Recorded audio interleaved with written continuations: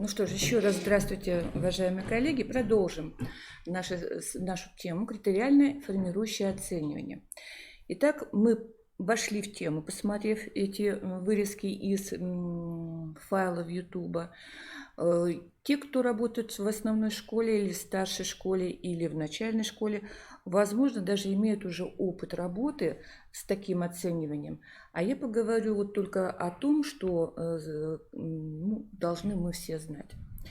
Итак, во-первых, давайте мы с нами вернемся к федеральным государственным образовательным стандартам. И, как я уже сказала, 9 лет они у нас вводятся. И давайте посмотрим, что написано у нас в них. Итак, пункт 6. На уровне начального общего образования написано, что стандарт направлен на обеспечение формирования критериальной оценки результатов освоения учащимися программ. Итак, начальная школа, она должна уже заложить основы критериальной оценки результатов. Основная школа должна, стандарт направлен на обеспечение формирования содержательно-критериальной основы оценки результатов. Скажем, вот тот предыдущий файл «История 5 класс», вот это, скорее всего, относится к уровню начальной школы. И на уровне среднего общего образования мы с вами будем заниматься обеспечением формирования основ оценки результатов, видимо, очень различными способами. Таким образом, в любом случае, через все 3 уровня общего образования проходит одна и та же мысль. Наше оценивание должно быть основано на критериях, на критериальном подходе. Итак, поскольку я филолог, уже извините, я буду говорить только о том, что знаю, то есть на примере предметной области русский язык и литература. Во-первых, у нас уже давно вошло с вами в нашу жизнь ежедневную это критериальное оценивание. Вот на данный момент посмотрите, что у нас есть. У нас есть такие внешние оценочные процедуры, как устное итоговое собеседование, итоговое сочинение в 11 классе, основной государственный экзамен, единый государственный экзамен, всероссийские проверочные работы, национальное исследование качества образования, и в 2020 году, в нашем вот этом текущем году, нам грозят международные исследования по модели ПИСА. Что нам это дало? Федеральные измерители нам дали критериальный подход готовый. Посмотрите, у нас теперь есть. Не надо разрабатывать.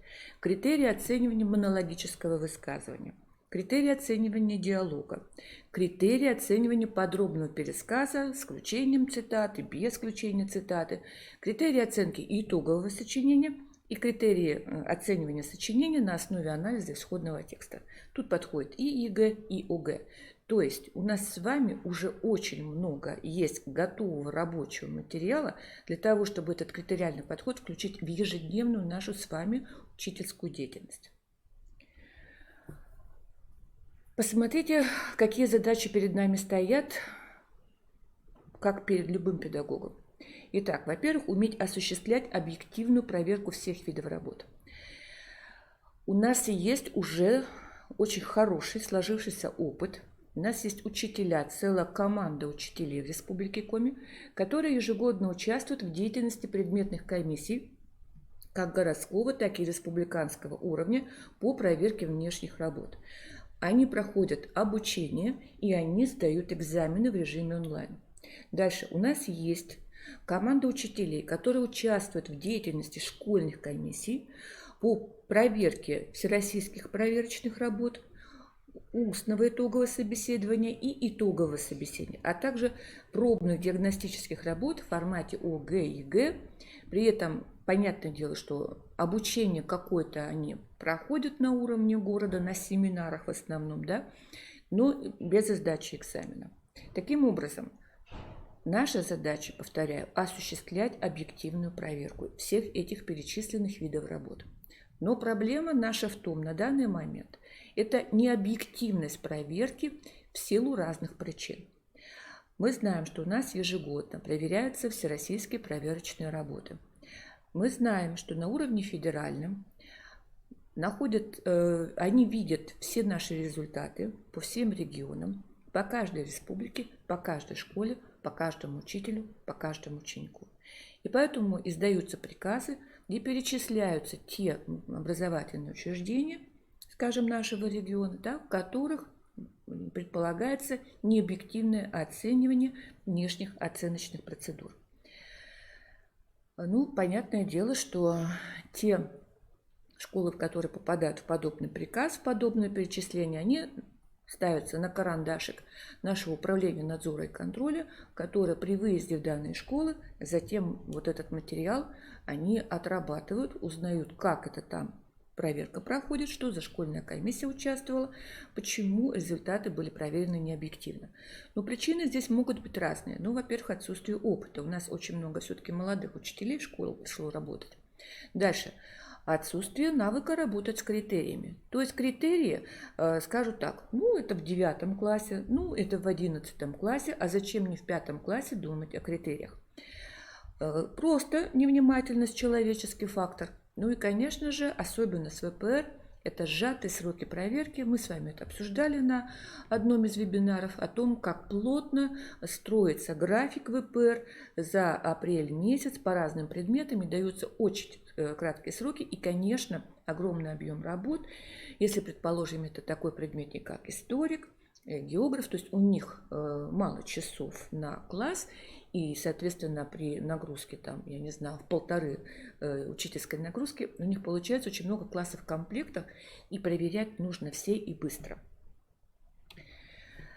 Далее, наша задача с вами – это использовать критериальное оценивание, которое внешне нам дается, да, при осуществлении внутренних оценочных процедур. Ну, во-первых, это в промежуточной аттестации.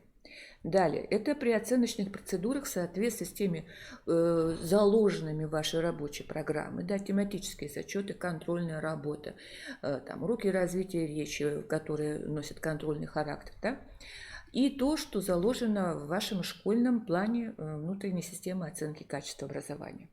Далее, значит, вот это первая задача, которая перед нами стоит. Второе – это использовать критериальное оценивание при осуществлении внутренних оценочных процедур по оценке метапредметных результатов и по оценке сформированности универсальных учебных действий. Далее, обучение учащихся самооценке и взаимооценке, вот то, что мы смотрели с вами на предыдущих видео, и использование критериального подхода при формирующем оценивании, то есть активной оценке, на уроках каждый день. Но проблема у нас опять же следующая. В большинстве случаев все-таки оценка предметных результатов у нас идет на основе старых подходов оценивания. Отсюда учащиеся дезориентированы. Вот то, как их оценивает учитель на уроке, то есть без критериального подхода, затем он в более старших классах пишет работы, значит, скажем, к устному итоговому собеседованию готовится, к ОГЭ, и вдруг он встречается с тем, что совершенно иной подход в оценивании его, значит, достижений. И поэтому ему непонятно, почему раньше было одно оценивание, а теперь другое. Дальше. В рабочих программах учебных предметов отсутствуют сведения о системе оценки по предметам.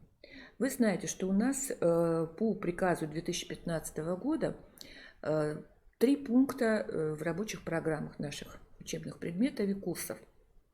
То есть перечисление планируемых результатов, содержание и темплан. Соответственно, ни родитель, ни ученик не знают, а на каком, собственно, основании идет оценивание работ ребенка. У нас не изложено это в рабочих программах, у нас это не изложено в основных образовательных программах, ни в приложениях, ни в основном тексте программы, то есть нигде.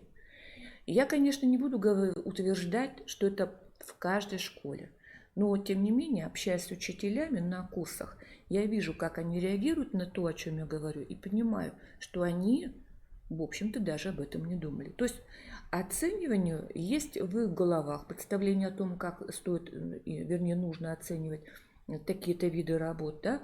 Но дети, не родители, об этом не знают. И нет места, где это оценивание было бы изложено. Далее.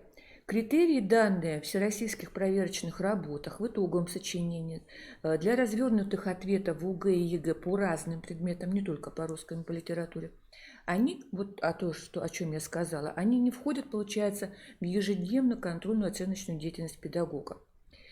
Далее.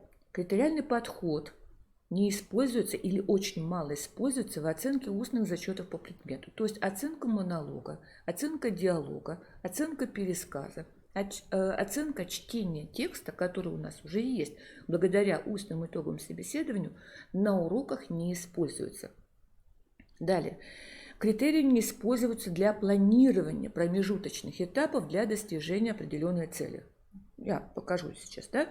И раз этого критериального подхода нет в деятельности учителя, это означает, что формирующее оценивание в целом в данной школе не используется тоже. Итак, как можно использовать критерии в планировании? Давайте сначала подумаем об этом. Ну, во-первых, само слово критерий, да, то есть вот есть термин критерий, а что заложено, какое понятие заложено в этот термин, да, они должны понимать, что это такое критерий, что такое критериальный подход, что такое критериальное оценивание, то есть термины должны понимать адекватно их содержанию. С них начинается обучающая работа, то есть чтобы ребенок не просто так использовал эти слова, не понимая их сути, их смысла, их значения. Далее, все работы оценивания по критериям должны обязательно иметь шкалу перевода баллов, школьную отметку, и шкалы перевода по всем, да, вот это шкалирование, по всем видам работ, по всем формам контроля должны быть детям точно так же известны. Возьмем, к примеру, обучение написанию развернутого ответа. Да? То есть задача перед педагогом научить писать развернутый ответ, неважно по какому предмету. Есть критерии. Критерии должны быть, разложены в таком порядке, в каком педагогу кажется, что как раз будет логичное обучение данному виду работы. То есть последовательность промежуточных этапов – это последовательность обучению соответствию какого-либо критерия. Затем сам же критерий служит и основанием для оценки, достигли результата учащиеся или не достигли. И, конечно, промежуточные этапы они должны отражаться в календарно-тематическом направлении. Если же смотреть календарно-тематическое планирование, которое в доступе на сайтах, скажем, школ, то мы видим, что там вот эта подготовка к, например, тому же, к обучению монологу, к обучению диалогу, к обучению ответу, развернутому на вопрос. В КТП вы просто не найдете следов, обучающих элементам подобным видам работы. То есть такое ощущение, что их просто нет. То есть мы видим только название темы, а обучающий элемент никак не отражается в КТП. И поэтому иногда родители, посмотрев, скажем, на темы в электронном журнале, они не понимают, а когда детей учат, собственно, чему-либо, тому, что требуется потом на внешнем оценивании. Итак, какие реперные точки, например, я считаю, что они есть в обучении написанию итоговых сочинений, вот на основе критериев, как пример. Итак, у нас задача, чтобы дети умели создавать тезис на основе темы, сформулированной любым способом. Например, тема понятия, да, что такое дружба, темы вопроса, например, как нужно строить свои жизненные планы. Темы цитаты – это когда дается цитата, готовый тезис. Что нужно делать, с разными темами, как нужно формулировать тезис. Ну, например, если тема понятия, значит, надо дать определение понятию, это из 9 класса они должны знать. Если тема вопрос, то ответ на вопрос будет служить тезисом. Если тема цитата, то интерпретация данной цитаты и будет, собственно, тезисом сочинения. Итак, просто уметь давать тезис. Это первая реперная точка. Второе. Нужно, чтобы была написана тезисно-доказательная часть. У нас в итоговом сочинении это называется аргументация, точка, привлечение литературного материала, точка. Если это историк, значит, видимо, привлечение исторических фактов. Итак, уметь подбирать аргументы, сопровождая примерами, иллюстрациями. То есть ссылаться на факты, на статистику, на литературные примеры. То есть то, что служит доказательством данного аргумента, его иллюстрации, его подтверждением. Ну и, собственно, сама композиция сочинения, то есть вот он тезис, вот она доказательная часть, то есть композиционное сочинение выстроенное верно. Вот, собственно, я считаю, что это главные вещи. Речевое оформление, безусловно, да, это тоже важно. Значит,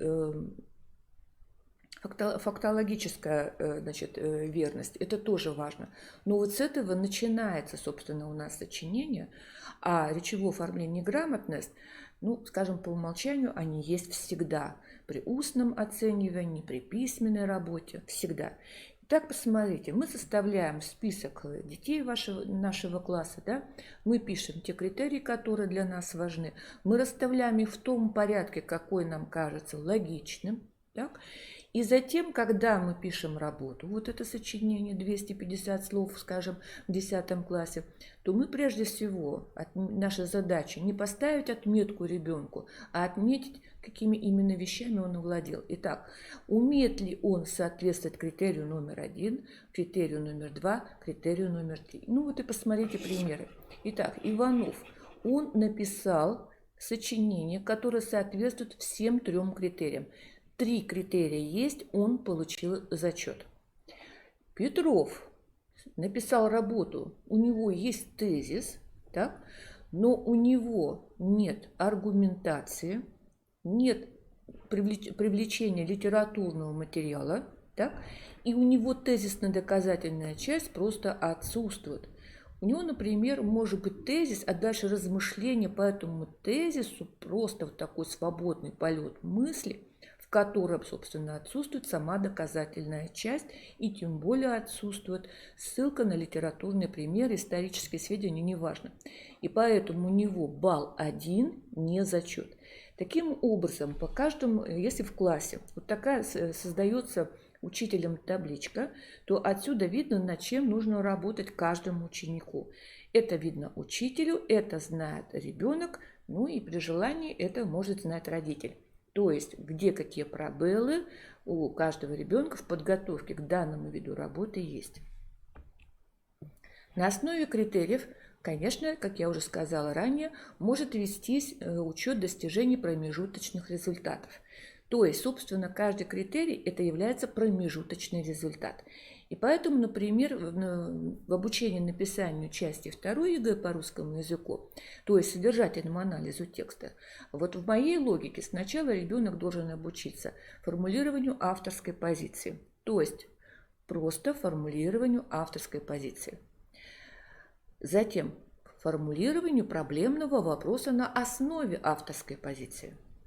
Следующий промежуточный этап – это формулирование отношения к авторской позиции и подбор аргументов, доказывающих данное отношение. И последний – это подбор примеров с пояснениями на основе смысловой связи к данной проблеме. То есть вот мне кажется, что именно такая последовательность, она как раз и важна при подготовке, значит, написания части 2. Соответственно, у того же Иванова, предположим, хорошо удается авторская позиция, хорошо умеет писать к ней свое авторское отношение, значит, изъяснять подбор своих примеров, но, к сожалению, не умеет сформулировать проблему на данном этапе и не может ее прокомментировать. Вы, конечно, понимаете, что если у него нет К1, то он вообще с К1 по К4 не получит баллы. Но тем не менее, если он умеет уже формулировать авторскую позицию, значит, задача, ближайшая зона развития данного ребенка – это уметь научиться, вернее, да, на основе авторской позиции, которая является, собственно, ответом к вопросу, сформулировать сам проблемный вопрос. То есть это не безнадежно. Петров, он умеет формулировать проблемный вопрос. Он умеет находить или формулировать авторскую позицию на данный вопрос. Он умеет формулировать отношение к авторской позиции. Но у него проблемы с комментированием. Что ж, это тоже очень хороший результат. Во-первых, потому что он здесь получит свои баллы, а именно здесь он получит 3 балла. 5 баллов, к сожалению, на данном этапе промежуточном для него недоступны. Ну и так далее. То есть Будут дети, которые получат по всем, например, 4 этим этапам промежуточным, вот 4 плюса, но которые будут означать 8 баллов повышенной сложности первичных. Собственно, вот это то, что я хотела показать, как можно работать при подготовке каких-то больших таких работ, каковыми являются именно работы, развернутые ответы, эссе, сочинения. То есть то, что как раз в себе содержит достаточно много критериев. И вот в данном случае, как я написала, критериальное оценивание как раз является основой формирующего оценивания. То есть, когда ребенок смотрит на данную табличку, хорошо, если табличка, это не только учитель на презентации, а у него есть такие листы индивидуальных достижений, да, где по всем видам работы вот созданы такие таблички, и он самостоятельно ставит вот эти минусы и плюсы, это уже говорит о том, что в данном классе данным учителем реализуется формирующее оценивание. То есть ребенок знает, какие цели стоят у него именно перед ним в обучении, скажем, в такой-то форме работы. То есть и здесь возможна индивидуализация, дифференциация подхода в работе с детьми. То есть не пишем все одно и то же, а ребенок один работает над написанием комментария к известному ему проблемному вопросу, другой работает над умением формулировать вопросы, ну и так далее. Принципы формирующего оценивания. Итак, во-первых, все уже учителя столкнулись с тем, что когда мы ежедневно на уроках ставим только отметки за любую деятельность ученика на уроке, а также за отсутствие таковой тоже, то есть когда ребенок вызывается к доске, не отвечает на вопрос, он тоже получает отметку. И что вот это резко снижает мотивацию и самооценку учащихся. Всем уже с этим столкнулись.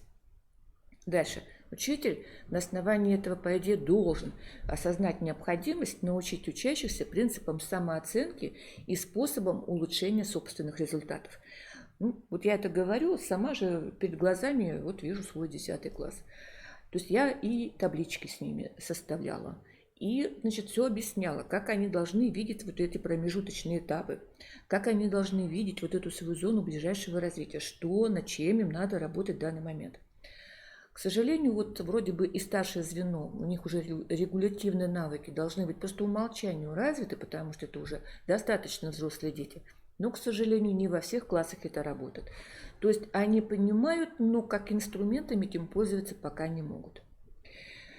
То есть вот эта обратная связь, она не работает. Учитель готов работать с табличками, он показывает, он в Excel создает вот эту вот всю деятельность вот по этим реперным точкам. Если это, предположим, тестовая часть ЕГЭ, по каждому заданию в течение 2 лет собраны все результаты, подсчитан процент выполнения, подчеркнуты там, выделены цветом слабые места учащегося при подготовке, например, выполнения к этому заданию. Но учащиеся чаще всего остаются безучастными.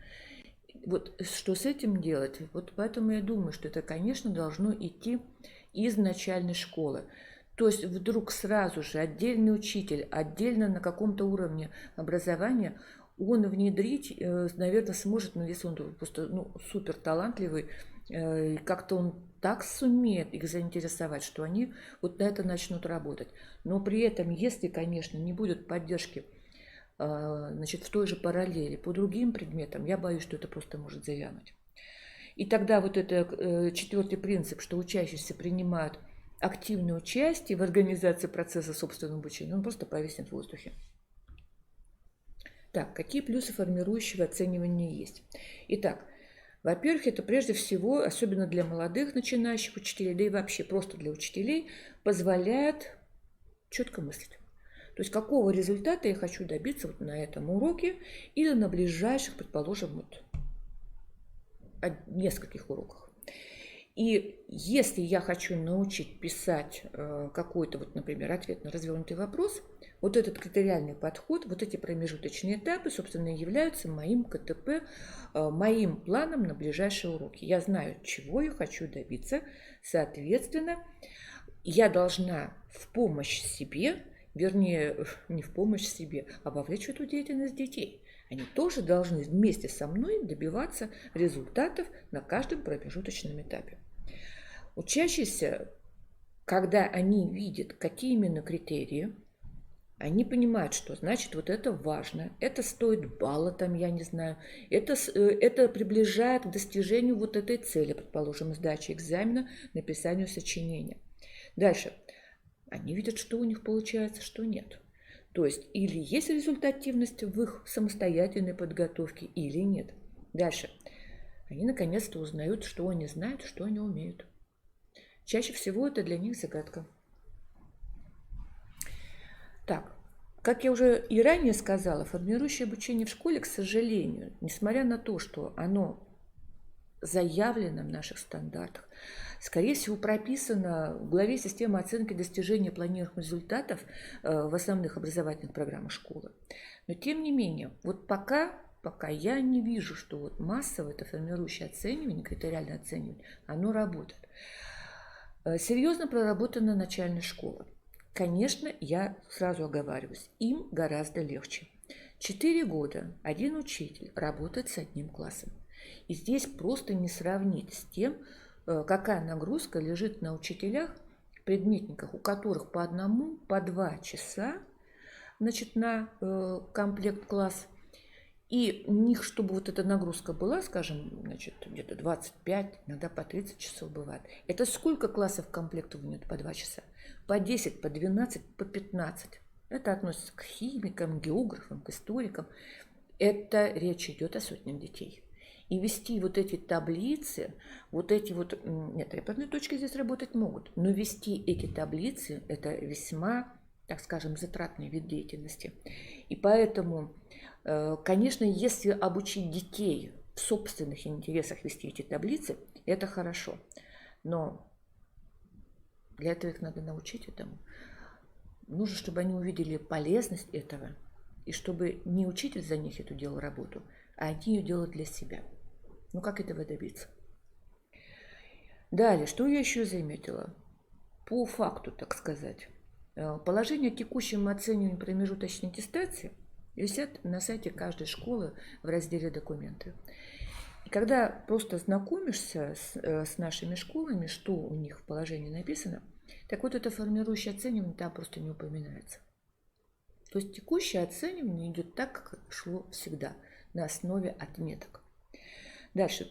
В рабочих программах, как я уже сказала ранее, тоже не указано переход учителя на формирующее оценивание. То есть, в принципе, вы просто этого нигде не найдете следов этого. Хотя при этом это не исключает, что есть отдельные факты единичные, когда учителя работают, используют этот критериальный подход, вот это формирующее оценивание. Но это не стало фактом работы всей школы, хотя это написано у нас в стандарте.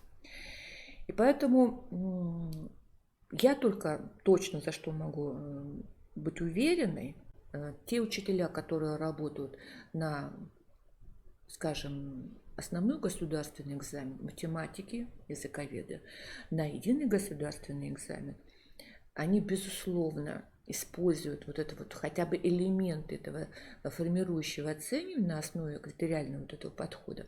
Они ведут эти экселевские таблицы, они отслеживают процент выполнения задания каждым учащимся на каждой, значит, такой диагностической работе. Они показывают родителям продвижение ребенка, скажем, с начала 10 класса и, скажем, уже вторая половина 11 класса, какой путь прошел их ребенок, с какими заданиями справляется, с какими не справляется, какие задания он выполняет с переменным успехом. Но если, скажем, это делают учителя, то я просто благодарю за то, что они это делают. Но дело в том, что я, опять же, сама, как учитель, столкнулась с тем, что чаще всего это получается, что это нужно самому учителю. То есть он видит слабые места, над которыми надо работать, какие задания в этом данном классе, значит, скажем, менее 50% выполнения. Он работает вот таким образом точно на то, что требует дополнительных усилий. Но организовать самостоятельную работу ребенка на основе этих же таблиц в Excel, когда ребенок знает, что у меня плохо получается задание такое-то, задание такое-то, задание такое-то, выходит на те платформы, на те онлайн-ресурсы, да, скажем, там, Решу ЕГЭ, на ФИПИ открыт, значит, и прорабатывают именно те задания, которые нужны лично им, ну вот это, наверное, очень малый процент учащихся так работает. Поэтому пока я скажу, что это не стало массовым фактом. Дальше. Вернемся к рабочим программам учебных предметов. Тоже по роду своей деятельности я вынуждена смотреть на рабочие программы учебных предметов по разным школам, по разным муниципалитетам. Когда мы перепроверяем все российские проверочные работы, я имею в виду КРИРО, наше республиканское методическое объединение учителей русского языка и литературы. Сейчас вот мы делали перепроверку итоговых сочинений, вебинар был вот недавно. Я всегда выхожу на сайты школ, которые указаны, значит, в нашем списке, те, которые подпали под критерии необъективности, да, проверки. Я смотрю, с какими программами они работают, какие у них положения действуют, просматриваю основные образовательные программы, рабочие программы. И что вижу? Вот нет там системы оценки. Нет. И поэтому, если, предположим, ребенка никогда не оценивали по критериальному подходу, он никогда его нигде не видел, они, вот эти критерии не висят, предположим, в классе, да, вот организация пространства, да, школьного, не висят в классе, там, я не знаю, на доске, там, критерии таких-то работ, шкалирование, перевод в такие-то баллы, то откуда ребенок вообще будет понимать, как ведется оценивание его деятельности, значит, при, скажем, тех же диагностических и пробных работах. И поэтому я все-таки настаиваю и постоянно об этом говорю, что в рабочих программах должно найти место 4-му пункту, это система оценки по предмету. По каждому причем предмету. Посмотрите, как много нам нужно. Итак, монологическую речь мы по умолчанию должны уметь оценивать, верно. Дальше, диалогическую речь, да. Дальше, чтение вслух. Это не только касается учителей русского языка и литературы, потому что у них устное итоговое собеседование. Извините, чтение вслух – это и на географии, и на обществознании, и на истории. На любом предмете есть чтение вслух. Дальше. Критерии оценивания подробного пересказа. Вот мы с вами смотрели фрагмент, где историк работает с детьми о том, значит, над тем, и как раз критериально пытаются оценить, значит, детей, которые пересказали параграф. Далее, критерии оценки сочинения рассуждения. Сочинение рассуждения пишется не только на уроках литературы и русского языка. Здесь только может быть объем по словам варьироваться, но само по себе сочинение рассуждения – это и есть ответ на развернутый вопрос. Далее, критерии оценивания сочинения на основе анализа исходного текста. Это когда идет работа по чужому тексту, значит, по какой-то авторской точке зрения, где можно поспорить, высказать свое отношение, привести собственную аргументацию. Я так думаю, что у нас есть и исторические какие-то работы, которые дети могут оценить, и работы по остальным. Это прежде всего какая-то критика, какие-то работы знаменитых ученых. То есть всегда есть исходные тексты в изучении любых предметов, там, где могут быть спорные какие-то оценки, спорные принципы, спорное мировоззрение, спорные утверждения. И дети могут учиться анализировать чужие тексты, адекватно оценивать чужую авторскую точку зрения, высказывать собственные отношения, вырабатывая свое критическое мышление. Дальше. У нас есть также отдельные формы работ, по которым нам федеральные критерии не даны. Но это не означает, что в системе оценки по предмету в рабочей программе они должны отсутствовать. Поэтому обычно учителям своим я говорю, вот посмотрите планируемые результаты. Посмотрите, при каких, вернее, какими формами контроля вы собираетесь оценить вот эти результаты. Далее, подобрав форму контроля, подберите, пожалуйста, критерии. И это должно быть единые критерии для школьного методического объединения. Не должно быть так, что у Марьи Ивановны данный вид работы оценивается вот так вот, а у Марии Петровны вот эдак. Дальше. Критерии оценки тестовых заданий базового и повышенного уровня сложности. Вы знаете, что в наших диагностических работах есть задания и базовый повышенный уровень сложности. Как построить оценку таких работ? Скажем, если ребенок выполнил только задания базового уровня, то какие отметки он может получить на таких заданиях? Если у него частичное выполнение заданий базового уровня, частичное выполнение повышенного уровня сложности, какие отметки он может получить? И если у него вообще не выполнены задания базового уровня сложности, а только решены задания повышенного уровня сложности, и такое тоже встречается, то какие отметки он может получить? Далее. Тестовые работы в формате ОГЭ и ЕГЭ мы постоянно, это вот как наш такой постоянный измеритель, и мы в течение, вот скажем, 8-9 измеряем подготовку к ОГЭ по нашему предмету, в течение 10-11 класса измеряем подготовку к сдаче экзамена по ЕГЭ. Тоже должна быть, значит, шкала перевода баллов. Мы не можем при помощи статистической формулы, значит, у нас должна быть четкая табличка перевода школьных, вернее, этих баллов, которые получает ребенок, в обычную школьную отметку. Далее, проекты. Сейчас куда ни посмотришь, у нас везде написано, что чаще всего ведут проектной деятельностью, занимаются ею. Они сейчас в 9 классе у нас будут сдавать эти индивидуальные проекты. В 10-11 классе, значит, у нас должны быть критерии оценивания проекта. Не только как оценочной деятельности на базовом повышенном уровне, как, например, у нас в 5 по 8 класс, мы отметки не ставим. Так, но теперь уже критерии оценки проекта должны уже перейти в фазу, когда они уже переводятся в школьные баллы. То есть в 2, 3, 4, 5. Давайте так, 3, 4, 5. Далее. Критерии самооценки предметных результатов. Самооценка, взаимооценка. Они прописаны в наших примерных основных общеобразовательных программах. Они перекочевали в наши школьные основные общеобразовательные программы. Значит, они должны быть на уроке. Ну и критерии самооценки метапредметных результатов. Оценка сформированности универсальных учебных действий. Ведь мы реализуем, значит, программу формирования универсальных учебных действий и развития универсальных учебных действий. И по, значит, той главе, опять же, да, которая система оценки, записаны работы, которые мы должны проводить в определенных параллелях, скажем, в 5, там, 7-9 классе. Есть какая-то последовательность, потому что это обычно очень затратные виды работы. И, конечно, должна быть критериальная оценка. То есть вот эти вещи, они должны быть в рабочих программах.